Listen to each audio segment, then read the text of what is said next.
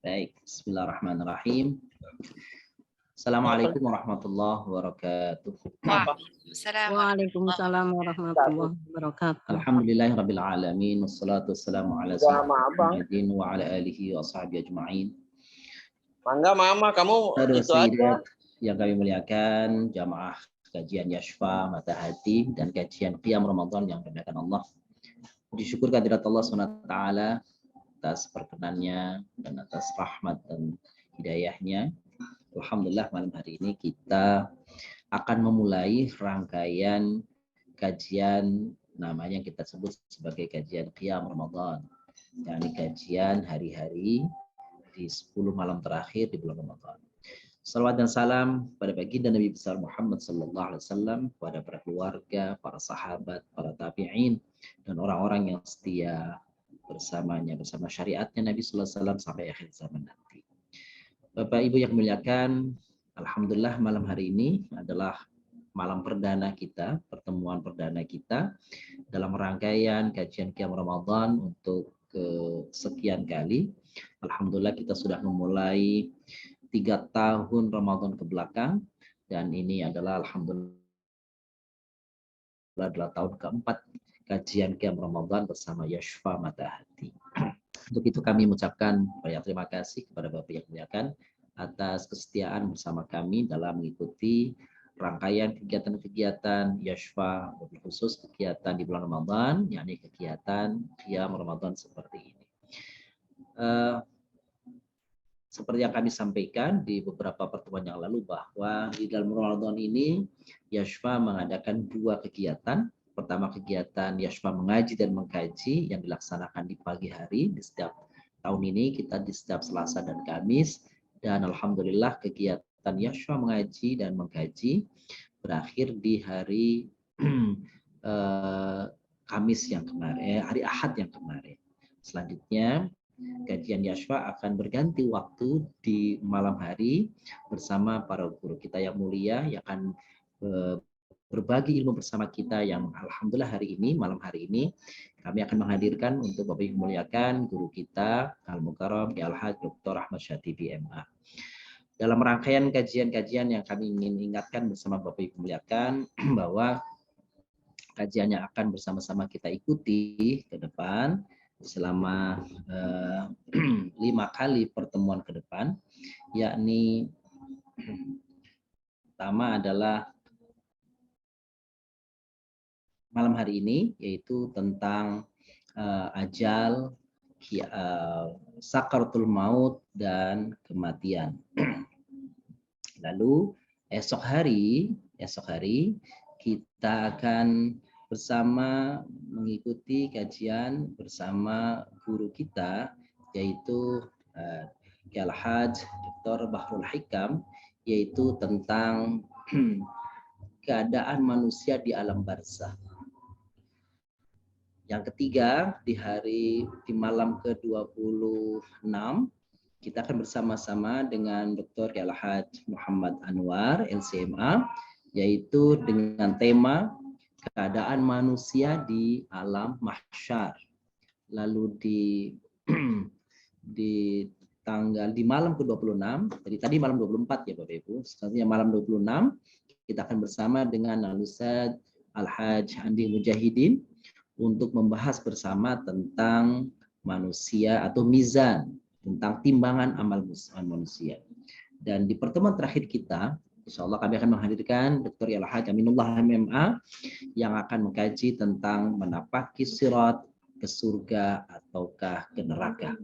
Itulah kajian-kajian Yashfa di tahun ini. Tema besar kita, sebagaimana sudah tercantum, adalah perjalanan menuju akhirat.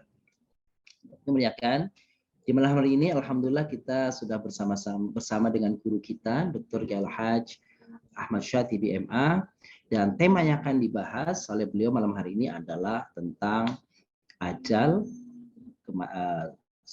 sakaratul maut, dan kematian.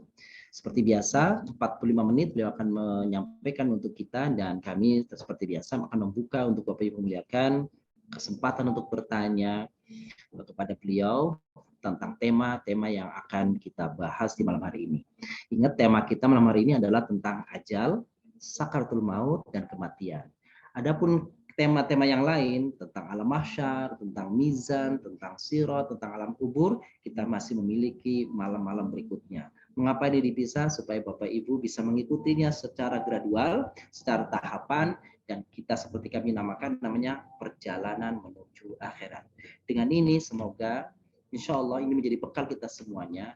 Kita ingat dengan pesan Nabi SAW kepada Abu Dzar Al-Ghifari. Jadi di safinah final bahra amik. Wahai Abu Dzar Al-Ghifari, sesungguhnya perbaikilah perahu karena sesungguhnya laut itu dalam.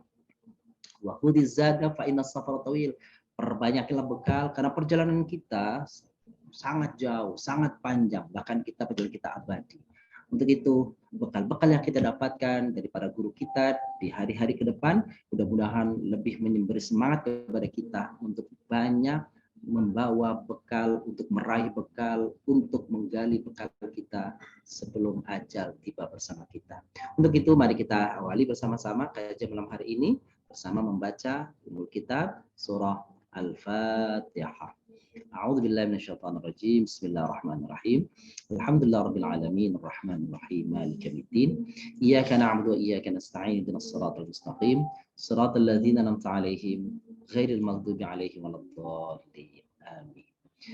Bapak yang muliakan, nanti materi insyaallah setelah selesai kami akan bagikan melalui grup yang ada di grup Mata Hati, Tadabbur Quran, dan ya, kajian Rob insyaallah begitu ya.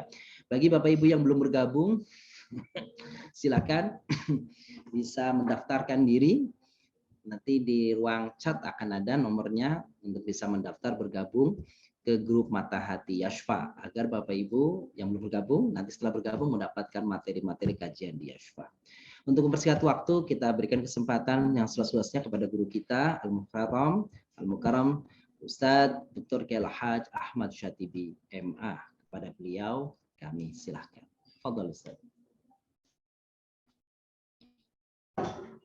Mohon maaf Ustadz, mikrofonnya masih tertutup. Assalamualaikum warahmatullahi wabarakatuh. Waalaikumsalam warahmatullahi wabarakatuh. Bismillahirrahmanirrahim. Alhamdulillah. Wassalatu wassalamu ala Rasulillah. Amma ba'd. Saya pernah baca buku Mutawalli Asy'arawi tentang kematian. Apa kata dia? Satu kata dalam hidup ini yang amat sangat diyakini oleh semua orang. Apa itu kematian? Tak ada yang ragu. Tapi pada saat yang sama, sekaligus semua manusia mengingkarinya. Saya ulangi, semua yakin, pada saat yang sama semua ingkar. Bagaimana bisa terjadi ingkar? Karena percaya kepada kematian, hakikatnya tercermin pada perbuatan. Perbuatan-perbuatan yang ada justru mencerminkan dia mengingkari kematian. Itu yang pertama.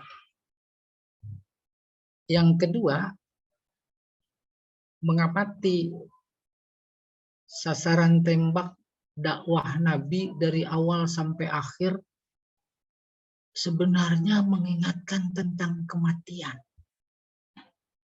Semua manusia pasti mati. Maka ditangkap bahwa sasaran tembak dakwah Nabi adalah agar bangsa, umat, objek dakwahnya ingat kepada kematian. Boleh diperhatikan dalam surat-surat juz 30 umpamanya mulai An-Naba. Subhanallah. Allah mengingatkan bahwa nanti semua akan mati pakai sumpah lagi. sekaligus mencerminkan peringatan terhadap kematian oleh Allah dan Nabi-Nya adalah bagian dari bentuk kasih sayang Allah. Sayang, sayang, sayang. Temanya ajal, maut, kematian, dan luar biasa. Oleh karena itu, saya mensikapinya begini. Ibnu Abbas berkata, Al-Quran kalau diperes adanya di Fatihah. Fatihah kalau diperes lagi adanya di Iyyaka na'budu. Kalau Muhammad Abduh adanya di Alhamdulillah. Lalu Fatihah diperes lagi meningkat adanya di Bismillah. Oleh karena itu tema yang tadi diberikan oleh Ustadz Nasir itu nggak apa-apa saya peres sedikit ya. Yaitu tentang kematian. Sasaran tembak dakwah Nabi pertama mengingatkan objek dakwah tentang mati. Maka konsekuensinya cerita kiamat banyak sekali dalam Al-Quran. Kiamat identik dengan kematian. Kiamat identik dengan huru hara. Huru hara identik dengan kematian. Oke? Pertanyaan. Kalau kita diberi umur 200 tahun lagi, kira-kira ketemu kiamat apa enggak? Yang isinya huru hara dan identik dengan kematian. Jawabnya bisa dipastikan tidak ketemu. Buktinya sejak zaman Nabi Adam sampai sekarang bisa jadi anak cucu cicit kita juga belum ada kiamat. Iya atau tidak? Oleh karena itu, kita harus peras lagi pikiran secara kritis. Kalau kiamat identik huru hara identik dengan kematian, maka kiamat bagi setiap individu kita adalah kematian. Kalau kiamat adalah identik sama huru hara, sehingga sakaratul maut yang banyak diceritakan dalam Al-Quran adalah juga huru hara. Nah, mudah-mudahan pada nggak mau mati nih. Karena ada huru hara. Baru berikut. Cerita kematian lawannya kehidupan. Tetapi ketika Rasulullah menggambarkan kematian, sekaligus dia menggambarkan kehidupan. Umpamanya sebentar ini. Dia bersabda, kun fid dunya ka'annaka gharib. Tuh. Jadilah kalian di dunia seolah orang asing. Kebayang insya Allah orang asing. Kita di Indonesia pribumi. Tapi ketika ke Malaysia saja itu orang asing. Maka dipastikan ketika kita di Malaysia, batin kita kapan saja, di mana saja rindu akan pulang. Itu dia kematian. Kematian adalah pulang. Jadilah engkau seolah-olah orang asing, au abiru sabil, atau menyeberang jalan. Hidup adalah nyeberang jalan. Kita nyeberang di jalan Mas Mansur. Ada di antara kita yang nyebrang di jalan raya mana saja, notabene banyak sekali kendaraan yang mengancam, lalu pengen berlama-lama di tengah jalan. Gak ada. Gak ada. Semuanya pengen cepat sampai ke seberang sana. Dan sampai, itulah dia kematian. Bagaimana mensikapi kematian sebenarnya menurut fitrah naluri kita? Senang apa takut? Boleh saya beri ilustrasi. Daftar haji waiting list. Tiba saatnya berangkat. Pengen cepat berangkat. Udah sampai di sana, selesai ibadah haji, seminggu lagi udah pengen cepat pulang. Iya atau tidak? Lalu di bandara ketika mau pulang, ngantri luar biasa, lelah, capek, nggak duduk lagi, makan lapar juga ditahan. Di-delay 2 hari lagi. Penat apa tidak? Penat, capek, kesal. Itu dia gambaran kehidupan. Tapi besok ketika diinformasikan berangkat lagi ke bandara, lalu masuk ke pesawat, pulang. Duduk di pesawat. Setelah lelah luar biasa panjang, maka persis duduk di pesawat, hilang semua kelelahan. Hilang semua kecapean. Yang ada kegembiraan. Pertanyaan kenapa? Karena akan sampai. Pasti itu. Padahal sampainya belum. Tapi udah seneng sekali. Bahkan baru akan berangkat saja akan sampai, bukan cuma sekedar senang, gembira, tapi udah terbayang kayak apa di rumah, bagaimana disambut. Dan kemudian setelah itu beristirahat sepuas-puasnya, maka hadis Nabi yang berbunyi kun fid dunya ka'annaka gharib au abiru sabil, atau penyeberang jalan, kematian sama dengan sampai. Bagi penyeberang jalan, bukan cuma jalan darat, Mas Mansur, atau jalan Tamrin, tapi umur yang diberikan oleh Allah kepada kita, kita jalani, hakikatnya kita sedang nyebrang jalan. Logikanya tadi, nalurinya tadi, tidak ada di antara kita yang mau berlama-lama di tengah jalan. Oleh karena itu rindu akan sampai.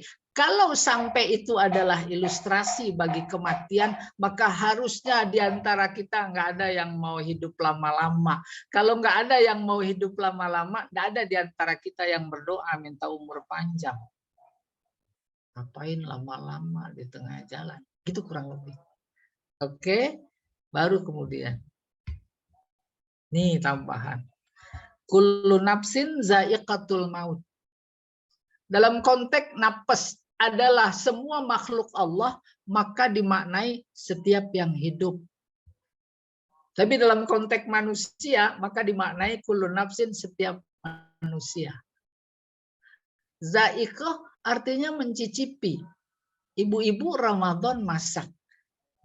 Garamnya sudah cukup apa belum, lalu dicicipi. Itu dia za'iqah. Zaka yazuku zauq, za'iqah, mencicipi. Pertanyaannya, mencicipinya banyak apa sedikit? Tidak ada mencicipi masakan, apalagi lagi puasa sampai 2 piring. Dikit. Dalam konteks ilustrasi mencicipi sayur, sayur yang dicicipi. Tapi dalam ayat ini, yang dicicipi apaan? Maka kata mufasir, itu ada kata yang dibuang. Yang harus dipahami. Za'iqah. Di sini ada kata yang dibuang. Mencicipi. Apaan yang dicicipi? Sebentar ya.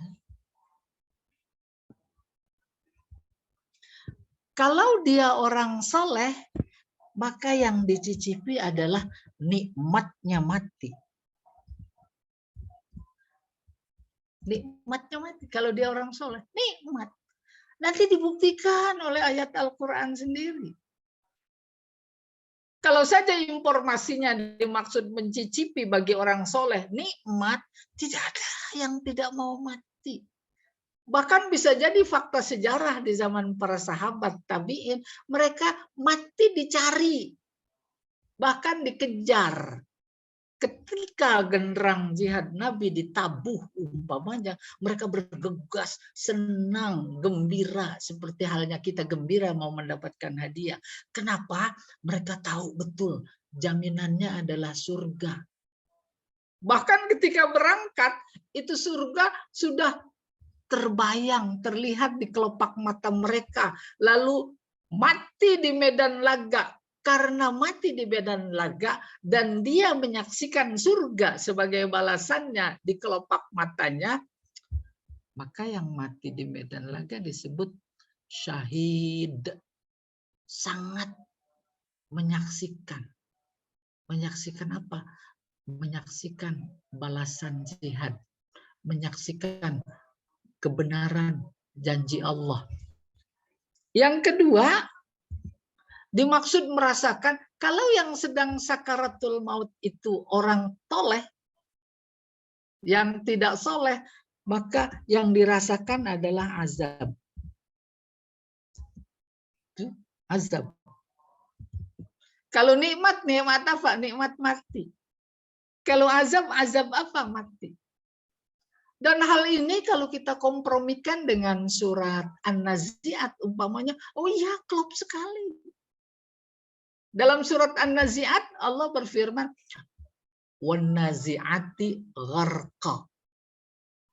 Demi malaikat-malaikat yang mencabut nyawa orang-orang yang durhaka. Gharqa boleh makna pertama tenggelam. Artinya tenggelam sampai dasar. Itu ruh dicabut sampai dari akar-akarnya, betapa keras gitu. Karena keras maka betapa sakit. Itu huru hara bukan kematian. Gharqa juga bisa artinya menarik. Bapak Ibu, ilustrasi sederhana menarik. Kita punya kata pel. Kalau ditafsir disebutnya panah busur, ditarik. Tarik sampai habis tuntas. Akhir mulurnya itu karet. Gambaran malaikat mencabut nyawa orang-orang yang durhaka. Tapi tidak langsung ditarik, tidak langsung dilepas. Lalu selesai, tidak. Dilepas, ditarik lagi. Dilepas, ditarik lagi. Kenapa? Memberikan informasi susahnya disuruh pulang. Itu dimaksud huru hara. Kematian identik dengan huru hara kiamat. Oke, saya beri ilustrasi lagi. Anak kita umur 3-4 tahun atau cucu kita senangnya main. Udah diingatkan suruh pulang ogah karena senangnya main. Akhirnya maghrib sudah berkumandang, azan nggak pulang juga. Dikejar apa enggak? Dikejar. Terus dia apa menerima? Menerima, minta kita suruh tidak. Tidak, masih bertahan di tempat mainnya. Akhirnya diseret. Gitu kurang lebih. Wan-nazi'ati gharqa. Diseret itu. Bawa pulang. Gambarannya kayak begitu, jelas sekali Al-Quran menggambarkan menyuruh pulang ruhnya itu susah. Kenapa? Si anak tadi karena masih suka main. Tapi kalau orang-orang yang durhaka itu masih senang di dunia karena kehidupannya dari pagi sampai sore, pagi lagi semuanya urusan dunia. Azab. Maka ayat berikutnya wan-nasyitati nashta. Demi malaikat-malaikat yang mencabut nyawa dengan lemah lembut. Lalu dijabarkan lemah lembutnya di ayat ini. Wa innama tuwaffawna ujurakum yaumal qiyamah. Bukan di sini sebenarnya. Ntar ayat berikutnya. Saya ulangi, memberikan informasi bahwa kematian adalah cerminan huru hara seperti halnya kiamat. Bisa menjadi sebuah nikmat bagi orang yang soleh. Bisa jadi azab bagi orang yang toleh. Ini memberikan informasi ayat ini bahwa mati sama wafat berbeda. Kalau mati bagi semua yang hidup selain manusia. Tapi ketika manusia, apalagi yang mukmin, itu lebih pantas disebut wafat. Ini dia ayatnya. Wa innama tuwaffawna. Tuwaffawna diwafatkan. Diwafatkan, disempurnakan. Kalau azab pada sakaratul maut adalah 1% umpamanya. Demikian juga kalau nikmat itu 1%. Setelah mati kemudian masuk alam barzakh ditambahin. Kalau dia orang soleh ditambahin nikmatnya 1% lagi. Gambaran sederhana. Kalau dia orang toleh durhaka, maka azab di alam barzah ditambahin lagi. Maka kalau azab Allah 100% atau nikmat Allah 100% tersisa. Tersisa itu disampaikan di akhirat. Itulah yang dimaksud wa innama tuwaffawna ujurakum yaumal qiyamah. Disebutnya kiamat. Kiamat belum akhirat. Baru muqaddimah akhirat. Tapi dimaksud balaghah bermain yang udah belajar balaghah. Majaz mursal, alakahnya itibar mayakun. Baru faman zuhziya 'anil nar wa udkhilal jannah. Enggak begitu penting. Baru yang sakarat ini adalah berikutnya, ini terakhir ya. Tadi ada sakarat. Nih. Allah menginformasikan tentang suasana sakaratul maut bagi orang yang soleh. Adapun bagi orang yang toleh, durhaka, kita bisa mengambil mafhum mukhalafahnya. Apa kata Allah? Innal ladzina qalu rabbunallah. Mereka yang senantiasa berkata rabbunallah. Maksudnya seluruh aktivitasnya sebagai mukmin muslim, apapun profesinya, diorientasikan kepada Allah. Bukan kepada dunia atau selain Allah. Semuanya lillah, lillah. Itu dia yang dimaksud innalladzina qalu rabbuna. Dan itu dilakukan sebagai sesuatu yang diistiqomahi, summastaqomu. Kenapa? Ini dia. Tatanazzalu alaihimul malaikah. Nanti ketika sakarat, pada turun malaikat kepadanya. Bukan 1, 2, banyak. Dan turunnya malaikat itu bukan atas kemauannya, tapi diperintah oleh Allah. Kayak model turunnya malaikat pada malam qadar. Tanazzalul malaikatu biidni rabbihim. Izin, ini diperintah.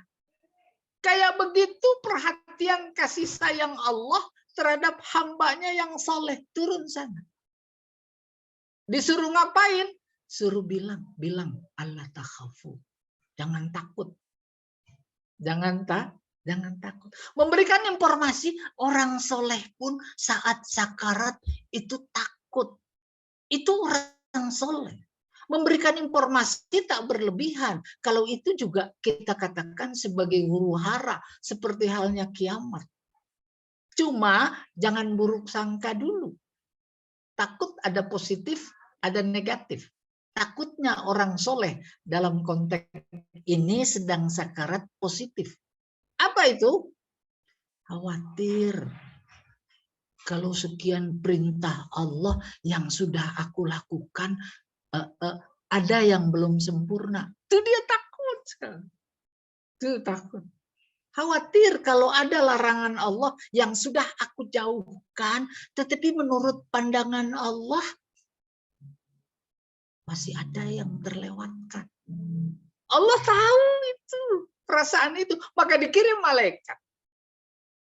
Lalu yang diucapkan apa? Allah takhafu, jangan takut. Yang kedua, wala tahzanu, jangan sedih, jangan sedih. Siapapun namanya manusia pasti sedih. Kalau dia mati, maka semua yang dicintainya ditinggalkan. Itu dia sedikit gambaran sedih. Maka Allah kirim malaikat bilang jangan. Akhirnya diteruskan wa absyiru bil jannah. Akan tetapi beri kabar gembira kepada orang itu dengan surga. Apa kata mufassir? Orang soleh yang sedang sakarat itu, siapapun yang sedang sakarat itu ngelihat malaikat itu, dan malaikat ngelihat dia. Tak bermakna absyiru bil jannah kalau tidak saling melihat. Apa bentuk kabar gembiranya? Wahai fulan, hamba Allah yang soleh, nggak usah takut, nggak usah sedih. Itu dia, tempat kembalimu sudah disiapkan. Itu surgamu, itu istananya, itu taman-tamannya, itu ruang tidurnya, itu bidadarinya. Pertanyaan, senang apa enggak? Tuh, Allah bertanggung jawab. Bertanggung jawab atas apa? Kalau dia menyatakan hamba-hambanya soleh akan mencari dan mengejar kematian, senang akan kematian, karena kematian kata hadis Nabi adalah sampai. Seperti tadi diilustrasikan, kalau kematian adalah sampai, tidak ada di antara kita yang bepergian dalam hidup ini yang pengen berlama-lama di jalan. Maka dibuktikan itu, diberi kabar gembira, itu tempat kembali. Oleh karena itu menjadi logik kalau kita dengar banyak orang-orang soleh ketika menghembuskan napas terakhir, dia tersenyum. Karena dia sudah melihat tempat kembalinya. Ditunjukkan. Wa absyiru bil jannah. Apa kata Allah? Allati kuntum tu'adun. Surga yang dulu kalian dijanjikan. Mudah-mudahan. Ya.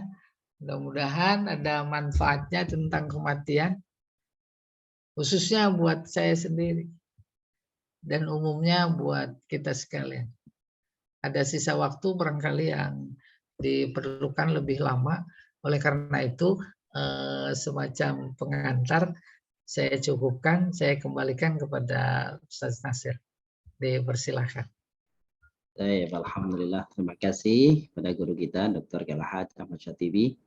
Subhanallah ya, kita mendengar dalam waktu yang singkat itu gambaran yang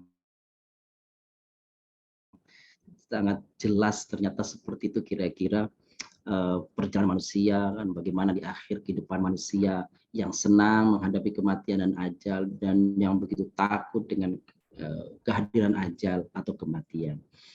Dan saya kira masih panjang karena beliau sendiri tadi sampaikan itu hanya mukadimah saja. Banyak hal yang terkait dengan apa yang sesungguhnya manusia akan rasakan di dalam peristiwa menjelang detik-detik berpisahnya ruh manusia dari jasadnya, dan juga perjalanan sebelum nanti di akhirat. Saya kira di malam hari ini akan berdiskusi panjang dengan guru kita Dr. Galahad Ahmad Syatibi MA. Untuk itu kami mempersilahkan kepada Bapak Ibu yang ingin berdialog dengan beliau langsung untuk mempertanyakan atau menyampaikan pertanyaan seputar tema kita malam hari ini adalah tentang ajal, sakaratul maut, dan kematian. Seperti itu ya. Baik, sudah adakah yang ingin bertanya? Kami persilakan, silakan menunjuk tangan atau langsung menyalakan mikrofon. Nanti kami sediakan kesempatan, dan mohon kiranya waktunya supaya dipergunakan dengan sebaik-baiknya agar bisa berbagi dengan yang lain untuk bertanya. Baik, yang pertama kita berikan kesempatan kepada Ibu Ika Usman. Silakan, Bu Ika. Ya, Ustaz Syukron. Ustadz Hatibi ya. Pertanyaannya ada dua, Ustadz. Satu pendek-pendek sih, Ustadz. Satu, kalau orang yang meninggal mendadak atau meninggal karena kecelakaan itu apakah mengalami sakaratul maut juga? Itu pertama. Yang kedua, gimana ya? Kalau kita bukan, maksudnya tuh takut mati karena merasa amal belum banyak dan dosa masih banyak gitu, Ustadz. Itu gimana ya, Ustadz ya? Menyikapinya gitu, Ustadz. Ukuran itu aja, Ustadz. Ya, satu-satu Pak Nasir ya, apa?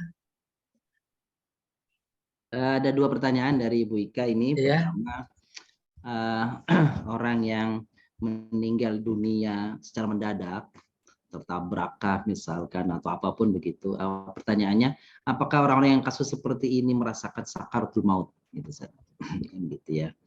Terus bagaimana dengan orang yang rasanya manusia itu mau khawatir atau takut akan mengalami kematian karena merasa masih banyak dosa. Sementara kayaknya pahalanya kita masih sedikit sekali nih, dosanya kayaknya masih banyak. Nah, kira-kira saran Ustaz bagaimana? Silakan Ustaz. Ya, luar biasa. Mendadakkan bagi kita. Bagi Allah nggak ada yang mendadak. Udah tertulis. Siapa mati, hari apa, bulan apa, jam berapa. Nggak ada mendadak. Persoalan sebab kan bermacam-macam. Harus dibedakan antara sebab dan kematian itu sendiri. Jadi kematian nggak ada yang mendadak. Kematiannya baik atau buruk, Allah tahu betul Allah. Kita nggak perlu tahu. Tidak dituntut tahu. Yang dituntut oleh kita menyiapkan diri untuk mati. Salah satu persiapannya barangkali ya, itu tadi takut mati dalam artian positif karena merasa belum. Tetapi itu juga harus hilang juga. Tujuan hidup mati. Tujuan mati surga. Surga di tangan Allah, bukan di tangan amal kita. Dalam surat Yasin ada tokoh yang diceritakan namanya Habib An-Najjar. Luar biasa. Dia belum beramal, baru menyesal. Maka direkam penyesalannya oleh Al-Quran. Wa ma liya la a'budul ladzi fatarani wa ilaihi turja'un. Kenapa saya tidak menyembah Tuhan yang menciptakan saya dan nanti saya pasti kembali kepadanya. Itu baru sebutannya belum beramal. Masuk surga. Masuk surganya direkam lagi oleh Allah, diinformasikan. Ya laita qaumi ya'lamun bima ghafara li rabbi wa ja'alani minal mukramin. Dan terus disuruh masuklah ke dalam surga. Gitu. Oleh karena itu kita harus membagi wilayah dalam hidup ini. Mana wilayah kita? Wilayah kita usaha. Hasilnya Allah. Terus belajar aja ke LBIQ. Habis selesai ngulang lagi. Habis selesai ngulang lagi. Ya Allah a'lam bishawab. Jadi nggak ada yang mendadak.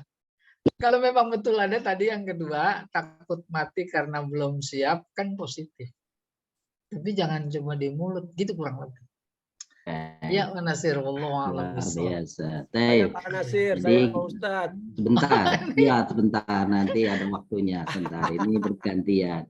Baik, masih ada kelihatannya yang mau bertanya, tapi sebelum itu kembali Yashfa mengajak Bapak sekalian ada kesempatan untuk berbagi dan mendukung kegiatan dakwah Yashfa melalui silakan yang ingin berdonasi, berinfak, bersedekah untuk bisa menyampaikannya melalui rekening Bank Syariah Indonesia di nomor 999-830-8310. Saya ulangi lagi, jika yang ingin berinfak, berdonasi di Bank Syariah Indonesia kode 451 di nomor rekening 999-830-8310 atau melalui nanti akan di-share oleh Bunda Kina di kris ya. Dia bisa Bapak Ibu bisa berdonasi seringan, semudah dan yang berkenan barangkali 10.000 juga boleh itu ya melalui kris ya, dan insya Allah tidak pakai biaya. Kita masih ada banyak pertanyaan Bapak Ibu.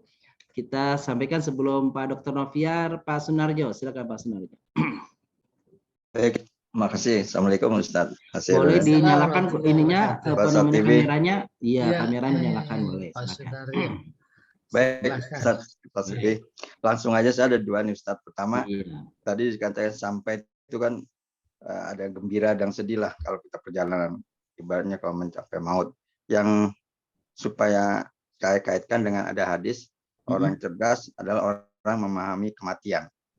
Nah, itu makna dibalik ini apa nih Ustadz? Kemudian juga di surat Al-A'raf, likuli ummatin ajal.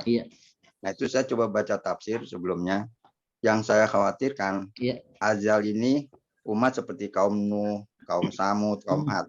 Nah saya konteks Indonesia, saya orang ekonomi, begitu jasad yang non fisik nih Ustadz, dihinakan, dimiskinan, di segala macam. Itu bagaimana Ustadz supaya bangsa Indonesia ini tidak kategori diulmatin ajal, tidak bisa maju, supaya tidak bangkrut lah, supaya bubar. Ini kalau saya baca tafsir yang non fisik Ustadz, hina, miskin, utang 7.000 triliun, segala macam. Ada undang-undang bencana, justru makin banyak bencana. Terima kasih Ustadz. Assalamualaikum. Baik. Luar biasa.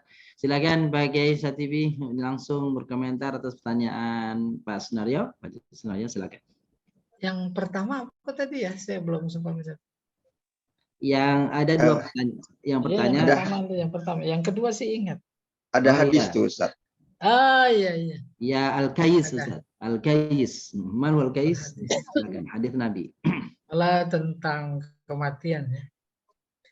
Tadi juga seperti saya katakan tak berlebihan. Kalau sasaran tembak dakwah Nabi ujung-ujungnya adalah tentang kematian. Bahkan secara persis hadisnya ada Rasulullah bersabda, "Aksiru min zikri hazimil lazzat." Banyak-banyaklah ingat mati. Hazim menghancurkan, lazat kelezatan. Itu namanya kinayah. Banyak ingat mati. Jadi hidup ini apa isinya? Ingat mati. Jangan pula dimaknai karena ingat mati di kamar aja nggak keluar-keluar. Sedih. Bukan. Tetapi makna positif luar biasa di balik hadis ini, banyak ingat mati justru mendorongnya usaha untuk mencari bekal hidup mati, untuk kehidupan setelah kematian. Oleh karena itu gimana susah juga ya mempraktekkan bahwa hidup ini untuk mati. Tidak semudah membalik telapak tangan. Tetapi mulai sekarang insya Allah atau sebelumnya sudah, kita memang sedang berjalan menuju kematian sesuai dengan tadi ibarat nyebrang jalan. Sampai di ujung sana, maka senang karena sampai. Kalau senang, mana yang pantas? Innalillah apa alhamdulillah? Ada orang pergi haji pulang sampai luar biasa senangnya, terus innalillah, ada nggak? Ya nggak ada, alhamdulillah. Sejatinya seharusnya kayak begitu. Pandangan batin keagamaan kayak begitu.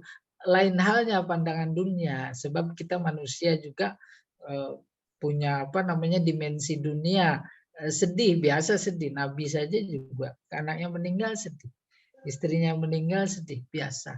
Tapi kesedihan yang tidak membuat kita menjadi terlupa, terlena.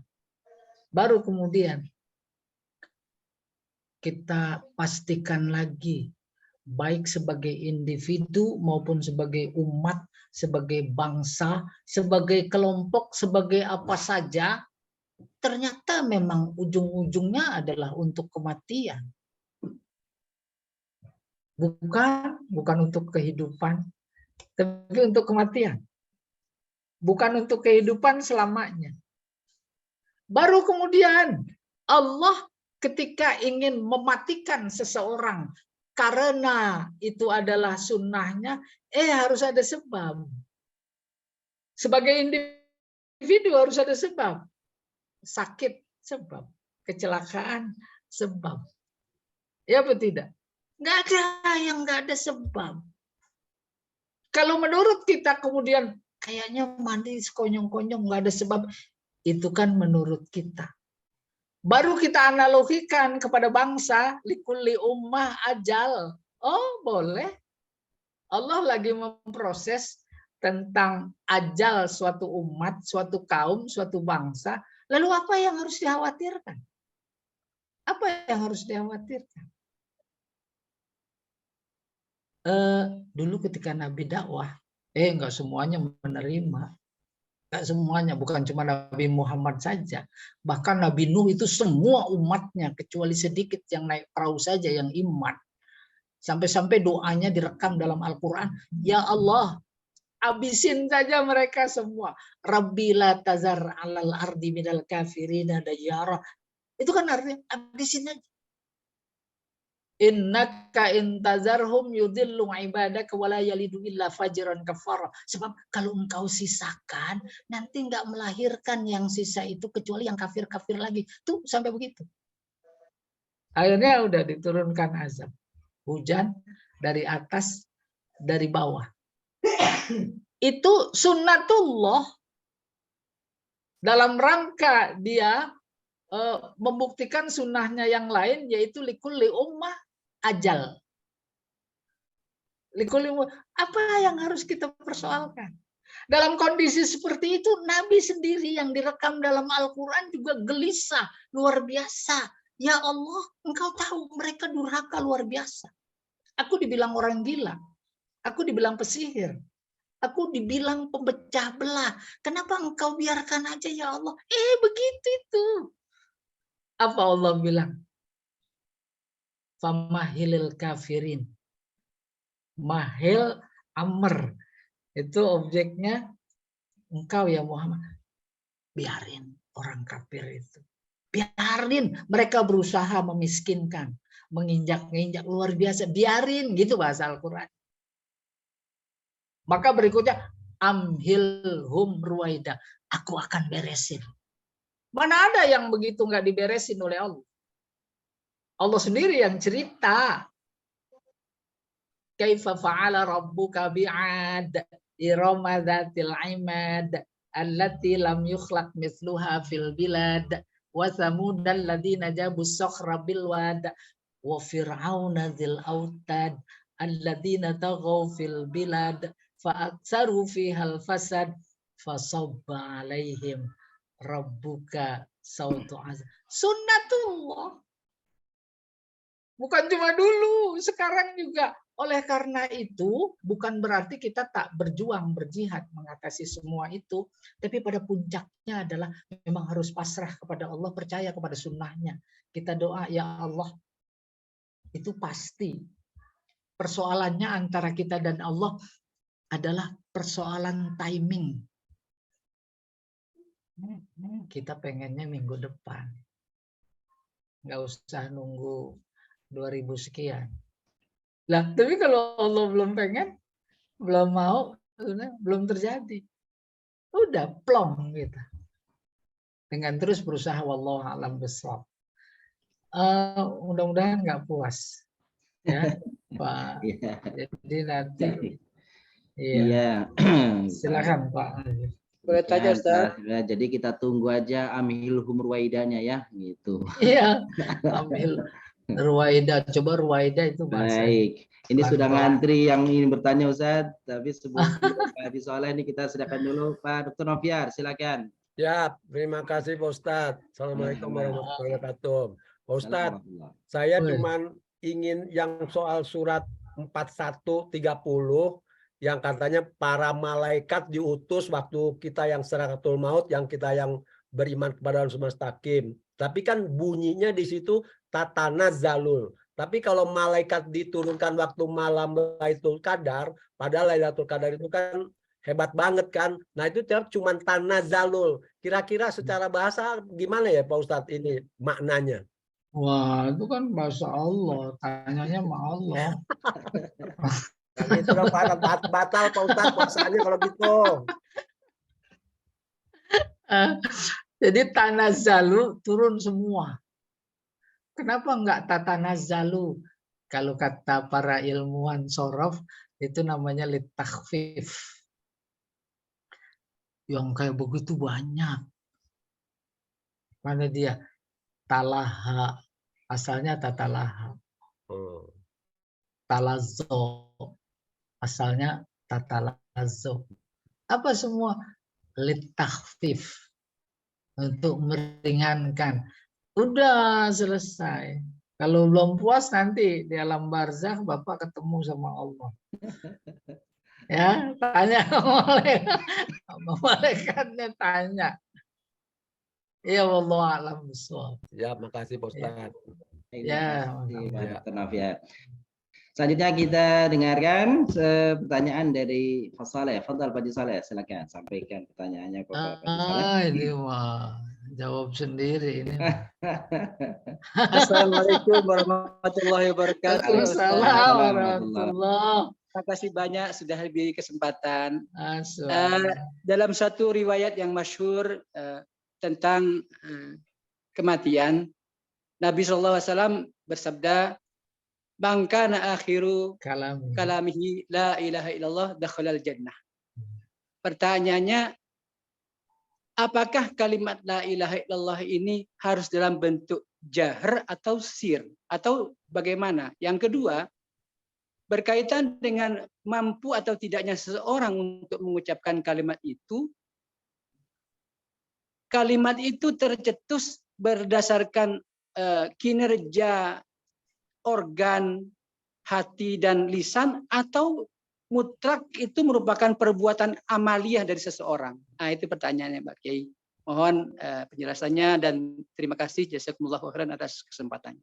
Barakallahu. Terima kasih pertanyaannya. Fadhal Ustaz. Man kana akhiru kalamihi la ilaha illallah dakhalal jannah. Makna standar boleh jahar, boleh sir.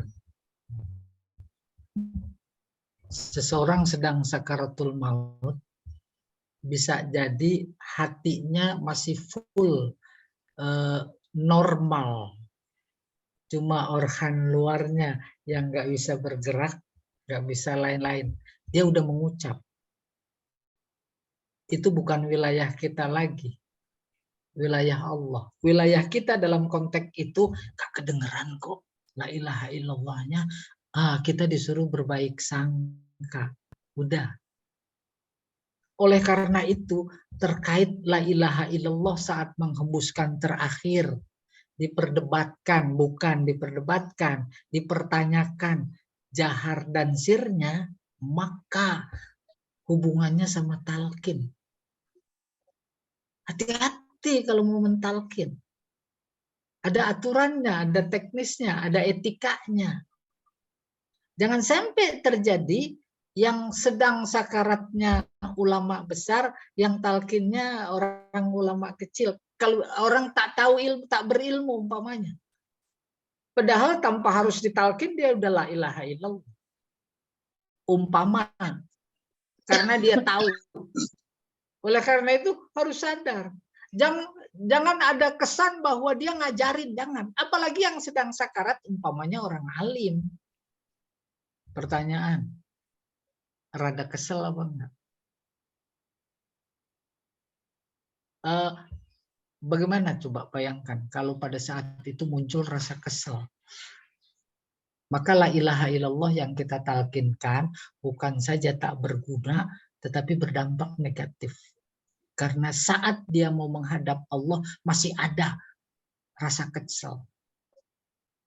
Andai kata saja betul porsinya yang mentalkinkan alim, yang sedang sakarat ditalkinkan itu di bawahnya tidak alim. Juga jangan terlalu sering. Jangan terlalu sering. Sekali sudah. Maka saat ditalkinkan sekali, agar akhir katanya la ilaha illallah, jangan ada suara lain masuk. Dengan asumsi pendengaran masih normal, walaupun sudah sedang sakarat. Kalau ada suara lain masuk, itu berarti la ilaha illallah yang dia ucapkan atas dasar talqin tadi bukan terakhir. Kembali ke pokok persoalan, bisa jahar keras, bagus. Tapi umumnya saya lihat atau kita banyak saksikan, banyak yang di dalam hati sebab fisiknya sudah tidak cukup kuat untuk mengucapkan. Namun kita tetap berbaik sangka. Masuk surga, masuk surga. Ketika ayat surat Ad-Duha turun, wala sawfa yu'tika rabbuka fatardha. Itu ayatnya terakhir Ad-Duha. Allah pasti akan memberikan kepada engkau ya Muhammad sesuatu. Dan sesuatu itu kalau sudah aku berikan kepada engkau, fatardha. Engkau senang. Engkau ridho. Engkau rela. Kata mufassir, sesuatu dimaksud ternyata otoritas memberi syafaat. Maka spontan Rasulullah bersabda, idzan la arda wahidan min ummati finnar. Kalau begitu aku tak rento, tak rela ada satu umatku saja yang di neraka. Allahu a'lam bishawab. Kita harus yakin mudah-mudahan. Ya. Jadi mudah-mudahan kita berharap bahwa akhiru kalamina la ilaha illallah. La ilaha illallah. Amin, amin. Insyaallah seperti itu. Makasih pertanyaannya Pak Saleh. Selanjutnya masih ada pertanyaan lain dari Ini dari Bunda Nurain Husain. Silakan Bunda Nurain Husain. Ya. Terima kasih Ustaz. Assalamualaikum. Waalaikumsalam. Assalamualaikum warahmatullahi Boleh wabarakatuh. Pak Kesa TV pengen lihat boleh kali. Nah. Udah dilihat namanya ini. Silakan. Silakan. Ini mau bertanya tentang berkaitannya apa gitu. Pak Ustadz membaca surat Yasin kan itu sudah biasa ya. Nah di antara itu suka dibacakan surat Ar-Ra'du di yang sakaratul maut. Apakah itu ada kaitannya seperti apa? Yang pernah dijalani setelah dibacakan itu ya ibaratnya alhamdulillah gitu yang langsung ada kabar apakah dia kalau memang meninggal meninggal, kalau memang katanya mau sembuh sembuh. Nah yang sudah dijalani ya akhirnya ajalnya langsung jemput katanya gitu. Nah, pernah Wah, ini malah saya baru dapet nih. Boleh nanti saya pakai. menghadapi gini Pak Ustadz. Semalaman katanya kok belum ini tapi masih ngorok aja gitu lah kebetulan lawat. Nah diizinin apakah itu memang izinnya ataukah memang ada kaitannya? Itu saja sih Pak Ustadz. Terima kasih. Terkait ajal adalah ruh. Ruhnya keluar gitu kan. Iya. Terkait ruh nggak ada yang tahu. Bagaimana dia menghubungkan ruhnya keluar dengan bacaan ar-Roh?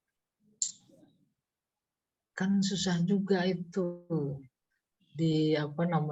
dihubungkan. Di satu sisi keluarnya ruh itu urusan Allah, di sisi lain apa hubungannya dengan surat yang dibaca apalagi diyakini. Terjadi umpamanya, maka melipat gandakan sangka yang belum tentu benar. Ya kan? Iya. Kalau melipat gandakan sangka terus diyakini, sangka berubah jadi yakin, ditularkan kepada yang lain. Tuh, melebar apa enggak?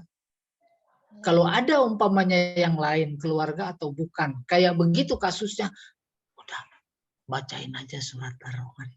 Nah, kan jadi Iya Pak, seperti itu ya.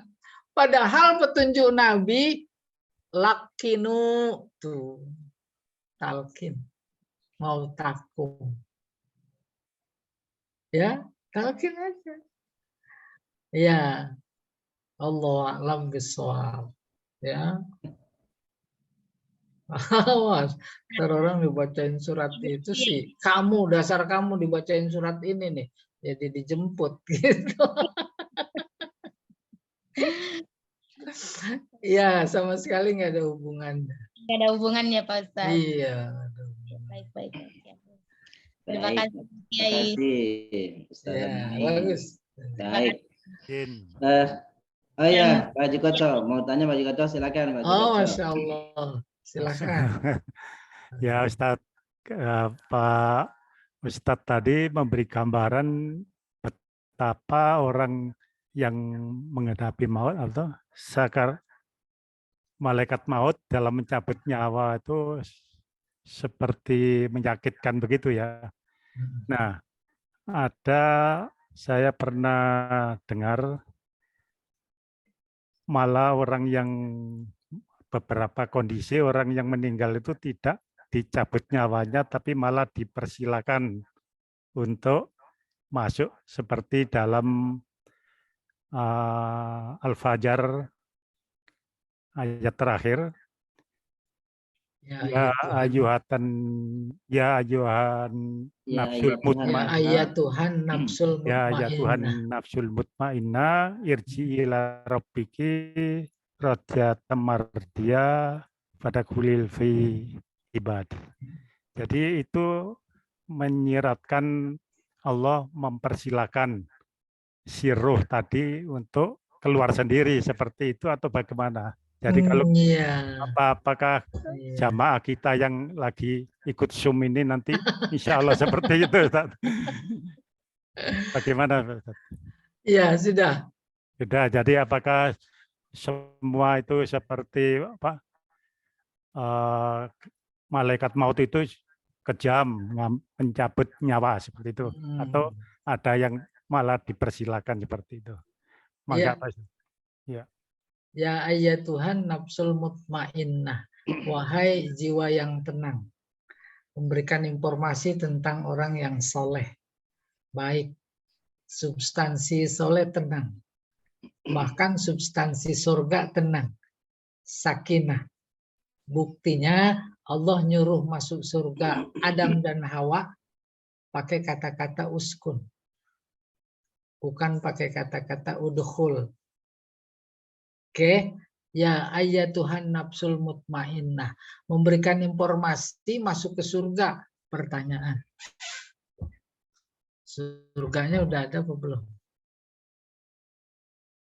Sekarang lah. Tuh, surga kan kehidupan akhirat. Neraka juga. Akhiratnya belum ada. Oleh karena itu, nanti dia Allah memberikan informasi yang akan datang. Gambaran kamu disuruh masuk surga dengan luar biasa sopannya. Allah karena sayangnya. Ya ayat Tuhan nafsul mutmainnah, irji'i. Irji'i kesan orang saja yang disebutkan oleh Pak Sukoco tadi, bahwa ruhnya disuruh keluar sendiri. Ya dah kesannya, irji'i ila rabbiki. Ya, pulanglah. Kan tidak menunjukkan suruh keluar sendiri. Bisa jadi proses keluarnya secara teknis tetap dipanggil oleh malaikat. Karena kebetulan dia memang orang dekat, orang soleh, diberi gelar oleh Allah sebagai nafsul mutmainnah, maka dibahasakannya dengan irji'i. Dan malaikat mencabutnya juga dengan luar biasa sopannya. Kita ada acara, mau kedatangan tamu. Di antara tamu kan ada strata sosial yang berbeda-beda. Boleh dilihat tuh sikap penerima tamu terhadap strata sosial tamunya itu yang ada. Kan beda-beda. Nah ini Allah menunjukkan perbedaan. Bagaimana dia menyambut hamba-hambanya yang mutmainnah. Kalau menurut saya seperti itu. Dan secara umum antara yang baik dan yang tidak baik tadi Allah gambarkan. Kalau tidak baik, wanazi'ati gharqa. Kalau baik, wanasyitati nashta. Apalagi kesimpulannya, memang harus beda antara yang beriman dan tak beriman. Kalau tak beda, nggak ada artinya itu iman. Bukan cuma saat sakaratul maut, nanti di alam barzah juga harus beda. Nanti saat kebangkitan di padang mahsyar, dihisab juga harus beda. Wasiqal ladzina taqaw rabbahum ilal jannah zumara. Yang bertakwa digiringnya ke surga. Kan beda. Wasiqal ladzina kafaru ila jahannam. Berbeda, nggak mungkin sama. Ya, wallahu a'lam bishawab. Jadi terima kasih Pak Sukoco pertanyaannya. Memberikan nuansa baru. Katanya ruhnya suruh keluar sendiri. Tolong cari tempat sendiri, mana kayak. Ya Pak Ustadz, mudah-mudahan dari 130 sekian jemaah kita yang sekarang hadir ini nanti dibilang irji'i gitu ya. Amin, amin, amin. Makasih Pak Ustadz. Ya, irji'i. Baik, makasih Pak Sukoco. Maka bagi kita seorang mukmin, seorang muslim, husnul khatimah adalah impian, harapan, dan juga ya target semua. Maka mungkin Bapak Ibu yang memuliakan, kita ingin apa yang nanti oleh guru kita akan sampaikan sebagai penutup dari kajian kita malam hari ini. Kira-kira apa cara untuk meraih, untuk memperoleh keindahan akhir daripada kehidupan kita yang namanya husnul khatimah itu, kira-kira tips apa, pesan-pesan ayat Quran atau hadits Nabi SAW kepada kita, sehingga kita yang memang kematian tidak melihat siapa dari sisi umur, tapi kita pasti adalah akan menghadapi dan merasakan tadi dha'iqatul maut. Untuk itu kira-kira tips apa, saran apa, nasihat apa untuk kami semua nih, guru kita ingin mudah-mudahan memberi bekal kepada kita di pertemuan malam hari ini tentang meraih husnul khatimah. Kira-kira gimana? Kalau hemat saya, kuncinya satu, istiqomah. Istiqomah ada dua. Istiqomah di bidang akidah. Setelah dari awal kehidupan kita la ilaha illallah, maka di akhir la ilaha illallah. Untuk sampai akhir la ilaha illallah bukan berarti di tengah-tengahnya kosong lalai, main, bukan. La ilaha illallah dipraktekkan. Yang kedua, istiqomah di bidang ibadah. Insya Allah dalam konteks ibadah fardu masuk kategori istiqomah. Tak pernah ditinggal. Kalau secara kuantitas alhamdulillah, maka ditingkatkan secara kualitas. Istiqomah ditingkatkan bukan cuma kualitas yang fardu saja, tapi yang sunnah juga ditingkatkan kualitasnya. Umpamanya sampai kita pada titik istiqomah, maka jangan sombong. Kata Ibnu Juzai, istiqomah yang kita peroleh itu adalah pertolongan Allah. Pertolongan Allah. Oleh karena itu konsep istiqomah menurut dia, lalu dia berkata dalam tafsirnya, al-istiqamatu ainul ma'unah. Boleh dibalik. Wal ma'unatu ainul istiqomah. Kebayang. Kita pengen istiqomah umpamanya bersedekah setiap hari. Terus kita lakukan. Ada tukang minta-minta yang lewat. Harus cari. Bukan cuma cari. Menunggu. Menunggu lewat. Kalau kebetulan nggak lewat, cari. Kayak betul, kayak begitu. Ilustrasi sedikit tentang istiqomah. Seolah-olah tidak mau lagi ketinggalan sedekah yang hukumnya sunnah. Bahkan meningkat menjadi seolah-olah wajib bagi dirinya. Dan sampai pada titik itu, kata yang tadi Ibnu Juzai, jangan sombong. Itu bukan karena kamu. Tetapi itu adalah pertolongan Allah. Pertolongan Allah. Oleh karena itulah dia berkata al-istiqomah. Maka ketika kita sudah sampai pada titik istiqomah, maka dalam kehidupan kita ini tak ada sepotong detik pun kecuali adalah istiqomah, kecuali adalah dalam zikir. Akhirnya ketika ajal menjemput, posisi kita tetap berada dalam zikir. Itu dia yang kemudian kita meraih husnul khatimah. Orang lagi zikir. Iya. Bahkan ketika saja umpamanya tidak termasuk yang istiqomah. Tapi kan luar biasa kasih sayang Allah. Dia ingin hambanya tak di neraka. Ingin hambanya husnul khatimah. Maka mereka yang terhimpit reruntuhan bangunan saat ada gempa, itu kan cara Allah untuk menggiring hambanya ingat kepadanya. Maka saat menghembuskan napas terakhir, tak ada kata yang dia ucapkan kecuali Allahu Akbar, kecuali la ilaha illallah. Itu cara Allah. Gempa mah jangan dipikirin. Itu cara kok, kebakaran, kecelakaan, cara. Agar si hamba ini menjadi berada dalam posisi ingat kepada Allah. Tidak bermaksud mengharapkan celaka, tidak. Tapi fenomena yang ada, akidah melihat, agama melihat, kayak begitu kerja Allah. kembali ke pokok persoalan, mudah-mudahan semua kita ini saling bisa menasihati diri sendiri, termasuk saya. Ya, bukan saya menasihati Bapak Ibu, saya menasihati saya. Tak ada potongan detik, sekalipun tidur itu bagian dari zikir. Wallahu a'lam bishawab. Alhamdulillah, luar biasa. Begitu dalam, begitu luas yang kita dapatkan dari penyampaian guru kita.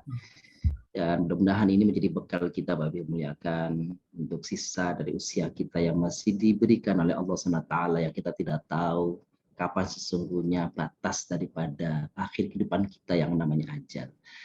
Untuk itu masih panjang perjalanan kajian kita, kami mengingatkan kepada Bapak Ibu yang muliakan bahwa Yashfa menghadirkan kajian Qiyam Ramadan ini di malam hari ini, malam Selasa, dan nanti malam Kamis, jadi Rabu malam Kamis, lalu kemudian Jumat malam Sabtu, lalu kemudian Ahad malam Senin. Jadi di tanggal-tanggal genap, Bapak yang muliakan, kita akan kembali bersama-sama di sini untuk mengikuti rangkaian apa yang kami sebut sebagai tema besar adalah perjalanan menuju akhirat. Hari ini kita sudah mendapatkan ilmu yang banyak dari guru kita, Dr. Kiai Al-Haj Ahmad Syatibi BMA, tentang ajal, sakratul maut, dan kematian.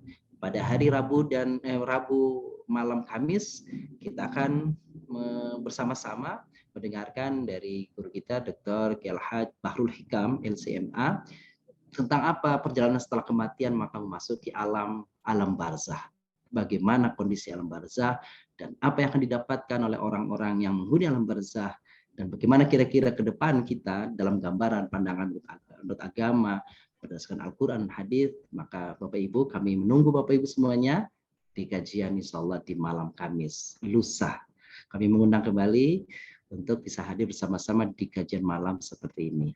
Untuk kajian Yashfa mengajar dan mengkaji di pagi hari, untuk sementara mohon maaf kita sudah sementara hentikan Ahad kemarin dan kita beralih kajiannya di malam hari. Untuk kesempurnaan pertemuan kita di malam hari ini, kita mohonkan guru kita Dr. Kiai Al-Haj Ahmad Syatibi BMA untuk menutup dengan doa agar boleh keberkahan pertemuan kita di malam hari ini. Kepada beliau kami mohonkan. Fadhal Ustaz. Ya ampun. Astaghfirullahaladzim, astaghfirullahaladzim, astaghfirullahaladzim. Bismillahirrahmanirrahim. Alhamdulillahirabbil alamin. Wassalatu wassalamu ala asyrafil anbiya'i wal mursalin ala alihi wa sahbihi ajma'in. Allahumma rabbana la tu'akhidna in nasina wa akhtana. Allahumma rabbana la tu'akhidna in nasina aw akhtana. Rabbana wa la tahmil 'alaina isran kama hamaltahu 'ala alladziina min qablina. Rabbana wa la tuhammilna ma la taqata lana waghfir lana warhamna anta maulana fansurna 'ala al-qawmil kafirin.